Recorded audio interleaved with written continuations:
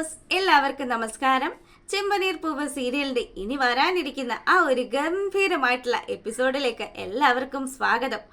അങ്ങനെ നമ്മുടെ ശ്രുതിയുടെയും സുധിയുടെയും ഒക്കെ ജീവിതം വളരെയധികം സന്തോഷത്തോടു കൂടി അങ്ങ് പോവുകയാണ്. ഈ സമയത്താണെങ്കിലോ നമ്മുടെ ചന്ദ്രമതി അങ്ങനെ ഇരിക്കുക. അപ്പൊ ചന്ദ്ര പറഞ്ഞു, രേവതി ഒരു കാപ്പി എടുത്തുകൊണ്ട് വന്നേ. അപ്പൊ രേവതി ഉടനെ തന്നെ കാപ്പിയൊക്കെ ആയിട്ട് അങ്ങ് വരുന്ന സമയത്ത് 2-3 പോലീസുകാർ വീട്ടിലേക്ക് വന്നു. അതാ വരുന്നുണ്ട്.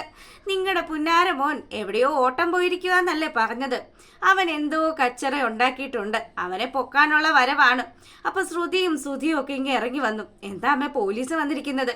ആർക്കറിയാം, ആ ചെറുക്കൻ, ആ കുരുത്തം കെട്ടവൻ എവിടെയോ വണ്ടി ഓടിക്കാൻ പോയിട്ട് ഇതുവരെ മടങ്ങി വന്നിട്ടില്ല. അവൻ എന്തെങ്കിലും കുരുത്തക്കേട് കാണിച്ചത് കൊണ്ടായിരിക്കും. ഇതിപ്പോ ആദ്യമായിട്ടല്ലല്ലോ അവനെ തിരക്കി പോലീസ് വരുന്നത്. ഇതൊക്കെ കേട്ട് നിൽക്കുമ്പോൾ നമ്മുടെ രേവതിക്ക് നല്ല സങ്കടമൊക്കെ ഉണ്ട്. അങ്ങനെ നമ്മുടെ ചന്ദ്ര പറഞ്ഞു, ദേ രവിയേട്ടാ, അവരോട് എന്താ വന്നത് എന്നുള്ള കാര്യം നിങ്ങളൊന്ന് അന്വേഷിക്കുന്നു പറഞ്ഞു.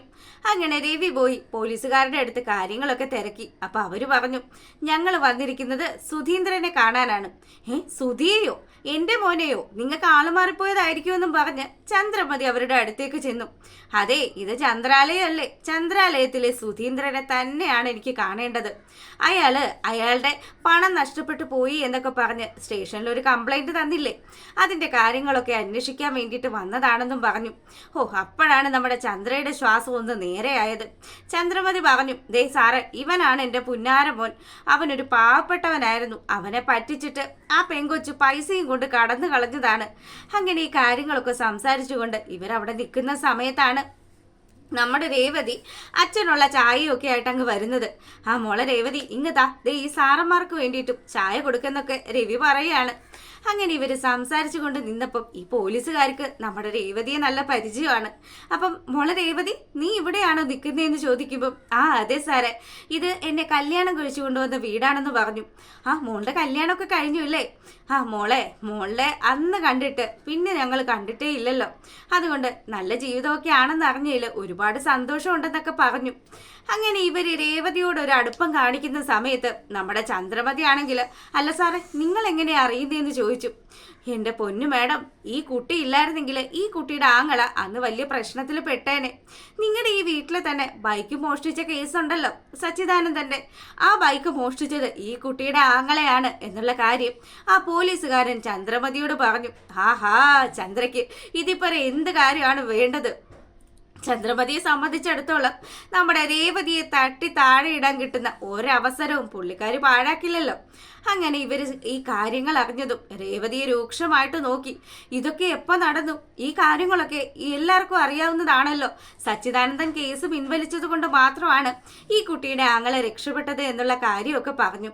അങ്ങനെ അവര് നമ്മുടെ സുധിയോടുള്ള വിവരങ്ങളും ഒക്കെ ചോദിച്ചിട്ട് അവരവിടെ നിന്ന് പോയി. പിന്നെ നമ്മുടെ ചന്ദ്രമതി അങ്ങ് തുടങ്ങി. കള്ള കുടുംബമാണ്, ഞാൻ അപ്പോഴേ പറഞ്ഞതാണ്. കണ്ടില്ലേ, അലഞ്ഞു തിരിഞ്ഞ് നടക്കുന്ന ടീം.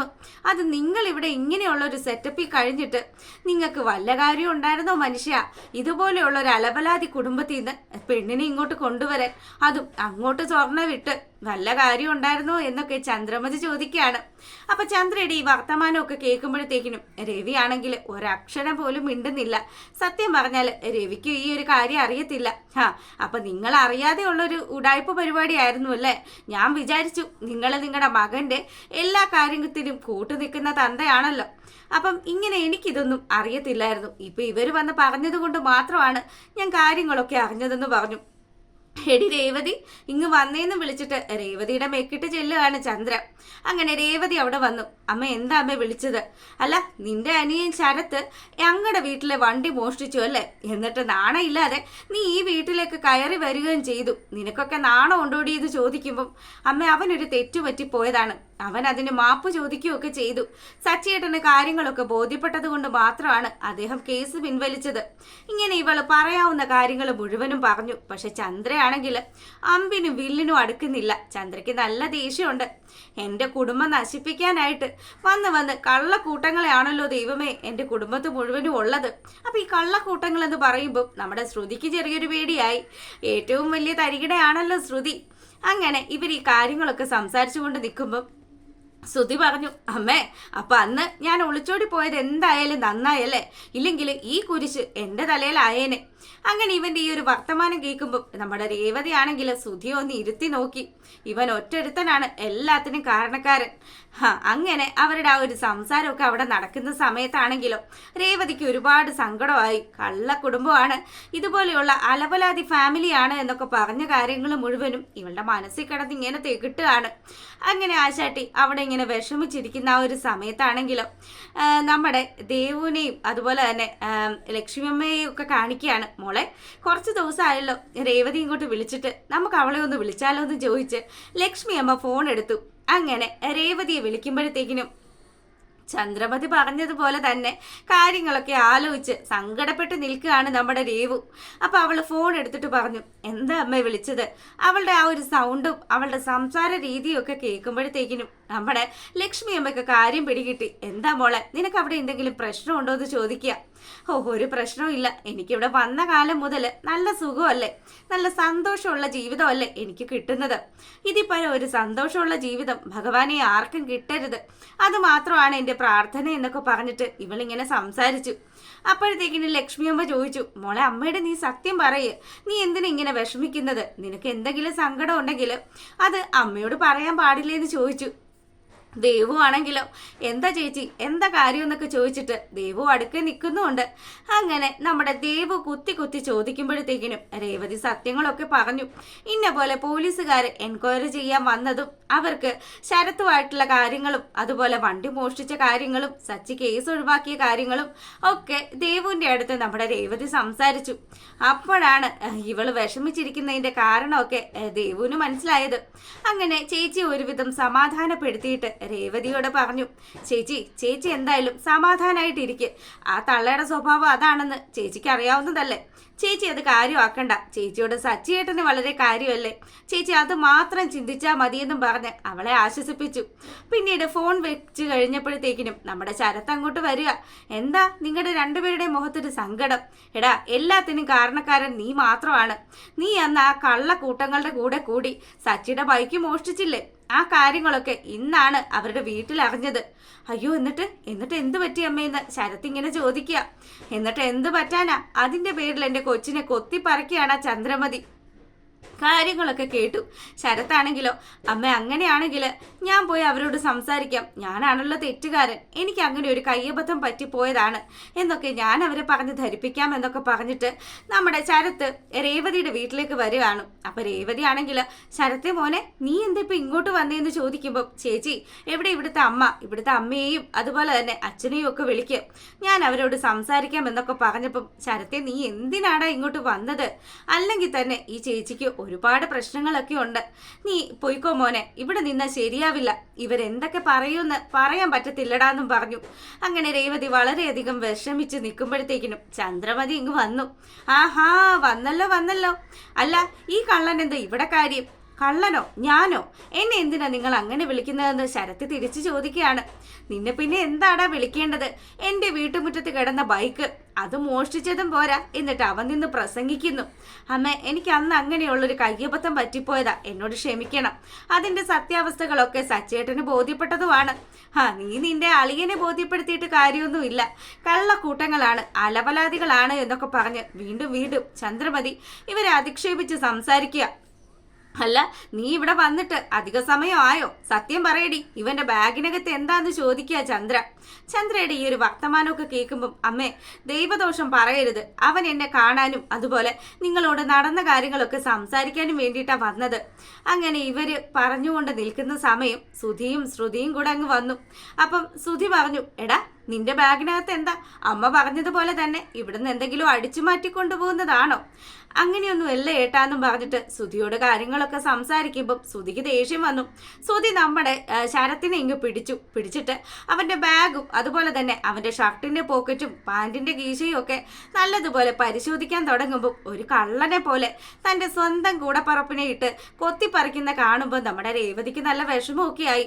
അവള് നിന്ന് കരയുക. അപ്പം അച്ഛനാണെങ്കിൽ ഒരു അക്ഷരം പോലും പോലും മിണ്ടിയില്ല. പുള്ളിക്കാരൻ ആദ്യമൊക്കെ മിണ്ടാതെ നിന്നെങ്കിലും പിന്നീട് പറഞ്ഞു, ചന്ദ്ര ഇതൊക്കെ കുറച്ച് ഓവറല്ലേ, നീ ഒന്ന് അടങ്ങ്. എന്തിനടങ്ങാൻ? ഈ കള്ളന്റെ ബാഗിനകത്ത് ചിലപ്പം എന്തെങ്കിലുമൊക്കെ കാണും. അങ്ങനെ ആ ചെറുക്കന്റെ ബാഗൊക്കെ തുറന്നു അതിനകത്ത് കിടന്ന ബുക്കൊക്കെ എടുത്ത് താഴെ കുടഞ്ഞിട്ടു. അപ്പം ഇവനാണെങ്കിൽ നമ്മുടെ സുധി ഇങ്ങനെ ഷർട്ടിന്റെ കോളറിന് കുത്തിപ്പിടിച്ച സമയത്ത് വീഴുമെന്നുള്ളൊരു ചിന്ത വന്നതും പെട്ടെന്ന് തന്നെ അവനെ തിരിച്ചു കയറി അങ്ങ് പിടിച്ചു. അപ്പൊ അവൻ വിചാരിക്കുന്നത് അവനെ തല്ലാൻ വേണ്ടി പിടിച്ചതാണെന്ന്. അങ്ങനെ സുധി വലിയൊരു പ്രശ്നം അവിടെ ക്രിയേറ്റ് ചെയ്തു. ശ്രുതി ആണെങ്കിൽ എടാ നീ എന്റെ ഭർത്താവിനെ തല്ലുകൂടാന്ന് ചോദിച്ചിട്ട് ഉടനെ തന്നെ വന്ന് നമ്മുടെ ശരത്തിന്റെ കരണക്കുറ്റി നോക്കി ഒന്നങ്ങ് കൊടുത്തു. ചന്ദ്രമതിക്കാണെങ്കിൽ ഇതൊക്കെ കണ്ടിട്ട് നല്ല സന്തോഷം. ചന്ദ്രയുടെ ആ ഒരു തനിക്കോണം പുറത്തെടുക്കുകയാണ്. ചന്ദ്ര പറഞ്ഞു, ഈ അലവലാദികളെ ഇപ്പൊ തന്നെ ഈ വീട്ടിൽ നിന്ന് അടിച്ചിറക്കണം.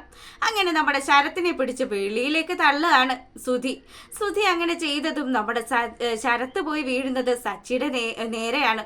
അങ്ങനെ ശരത്തിനെ ഇങ്ങ് മാറ്റി നിർത്തി, എടാ എന്താടാ പ്രശ്നമെന്ന് സച്ചി ചോദിക്കുമ്പോഴത്തേക്കിനും, ഏട്ടാ ഒന്നും പറയണ്ട, ഞാൻ ഇവിടെ നിന്ന് എന്തൊക്കെയോ മോഷ്ടിച്ചു എന്നൊക്കെ പറഞ്ഞിട്ടാണ് ഇവരെന്നെ ഇങ്ങനെ ഇട്ട് കുത്തുന്നതെന്ന് പറഞ്ഞു. അങ്ങനെ രവി വിളിച്ച് കാര്യങ്ങളൊക്കെ നമ്മുടെ സച്ചിയോട് മുന്നേ പറഞ്ഞത് കൊണ്ട് തന്നെ സച്ചി ഇതൊക്കെ അറിഞ്ഞുകൊണ്ടാണ് ഈ വീട്ടിലേക്ക് വന്നത്. അപ്പൊ സച്ചി പറഞ്ഞു, എന്താ നിങ്ങൾക്ക് ഇവിടെ പ്രശ്നം? അതെ, ഇതുപോലെയുള്ള കള്ളക്കൂട്ടങ്ങളെയൊന്നും ഈ വീടിനകത്ത് കയറ്റാൻ പറ്റത്തില്ല. നിന്റെ ഭാര്യ ഞങ്ങളാരും ഇല്ലാത്ത സമയത്ത് ഇവനെ വിളിച്ചു വരുത്തിയിട്ട് ഇവന്റെ ബാഗിനകത്ത് എന്തൊക്കെയോ കൊടുത്തു വിടുകയാണ്. ഈ കിടക്കുന്നതാണ് ഇദ്ദേഹത്തിന്റെ ബാഗെന്നും പറഞ്ഞിട്ട് നമ്മുടെ ശ്രീകാന്ത് അങ്ങ് എടുത്ത് തുറന്നു കാണിച്ചു. ഇതിനകത്ത് വല്ലതും ഉണ്ടോ? അവൻ പഠിക്കാൻ പോകുന്ന ചെക്കനാ. എടാ സുധി, നീ ഒരുപാട് പഠിച്ചതല്ലേ, നിനക്ക് എന്തെങ്കിലും വിവരം ഉണ്ടോടാന്ന് ചോദിക്കുക. അപ്പൊ സുധി ഒന്നും മിണ്ടിയില്ല കേട്ടോ. ഇവൻ എങ്ങനെ വിവരം ഉണ്ടാകാനാടാ ശ്രീകാന്തെ, നമ്മളാരും കരുതുന്ന പോലെയല്ല.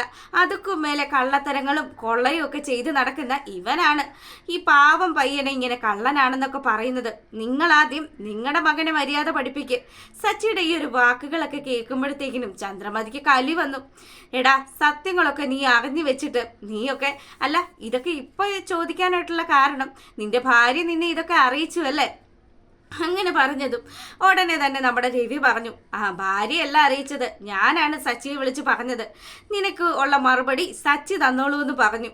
അങ്ങനെ നമ്മുടെ ശ്രീകാന്ത് നിലത്ത് കിടക്കുന്ന പുസ്തകങ്ങളൊക്കെ വാരി നമ്മുടെ ശരത്തിന്റെ ബാഗിനകത്ത് വെച്ചു. എന്നിട്ട് അവനോട് പറഞ്ഞു, മോനെ നീ വിഷമിക്കണ്ട കേട്ടോ, നീ അങ്ങനെ ഒരു തെറ്റ് ചെയ്തു പോയത് ഞങ്ങൾക്ക് എല്ലാവർക്കും മനസ്സിലായി. ഇനി എന്തായാലും നീ അത്തരത്തിലുള്ള ഒരു തെറ്റിലേക്ക് പോവരുത്. നീ പഠിക്കേണ്ടുന്ന പ്രായമാണ്, നന്നായിട്ട് പഠിക്കണമെന്നൊക്കെ പറഞ്ഞ് ഉപദേശിക്കുകയാണ്. പിന്നീട് നമ്മുടെ രേവതി ആണെങ്കിലോ ഇവരിങ്ങനെയൊക്കെ പെരുമാറിയല്ലോ, തന്റെ അനുജന്റെ കവിളില് ശ്രുതി അടിച്ചല്ലോ എന്നുള്ള കാര്യമൊക്കെ ആലോചിച്ച് സങ്കടപ്പെട്ട് നിൽക്കുകയാണ്. രേവതിയെ ആശ്വസിപ്പിച്ചുകൊണ്ട് അവൾക്ക് കട്ട സപ്പോർട്ടുമായിട്ട് നമ്മുടെ സച്ചി കൂടെയുണ്ട്. അപ്പം ആ ഒരു വിശേഷമാണ്. ഇഷ്ടപ്പെട്ടാൽ സബ്സ്ക്രൈബ് ചെയ്യുക, ലൈക്ക് ചെയ്യുക, പിന്നെ എപ്പോഴും പറയുന്ന പോലെ കമൻറ്റ് കൂടെ ചെയ്യുക കേട്ടോ. അപ്പോൾ ഓക്കെ, താങ്ക്